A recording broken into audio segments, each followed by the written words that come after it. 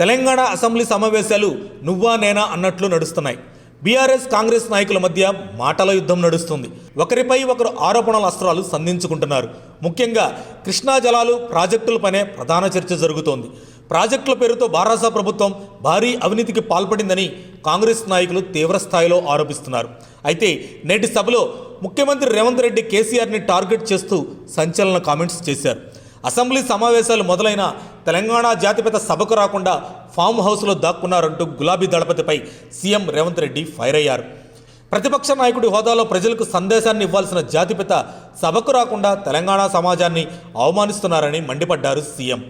తెలంగాణకు కృష్ణా జలాలు ప్రాణప్రదాయమని గుర్తు చేస్తూ మహబూబ్ నగర్, రంగారెడ్డి, ఖమ్మం, నల్గొండ జిల్లాల ప్రజలు కృష్ణా జలాలపై ఆధారపడి జీవిస్తున్నారని చెప్పారు సీఎం రేవంత్ రెడ్డి.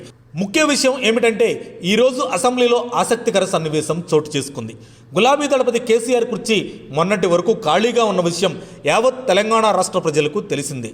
ఈ రోజు నుంచి కేసీఆర్ సీట్లో పద్మారావు కూర్చున్నారు.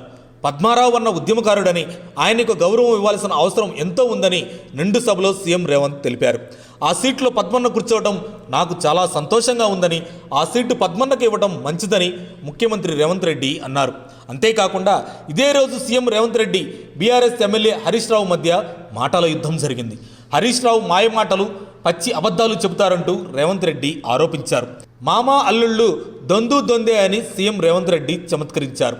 దీంతో హరీష్ రావు మాట్లాడుతూ తెలంగాణ ఉద్యమం గురించి రేవంత్ రెడ్డి మాట్లాడితే దెయ్యాలు వేదాలు వల్లించినట్లు ఉంటుందని హరీష్ రావు చిన్న సెటైర్ వేశారు.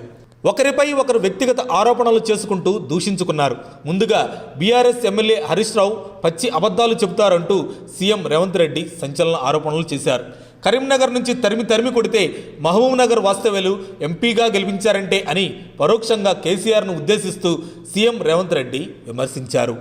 మరిన్ని అప్డేట్స్ కోసం మా కాయ్ టీవీని సబ్స్క్రైబ్ చేసుకోండి. మా వీడియో కనుక మీకు నచ్చినట్లయితే లైక్ చేయండి, షేర్ చేయండి. మీ విలువైన అభిప్రాయాలను కామెంట్ బాక్స్లో తెలియజేయండి.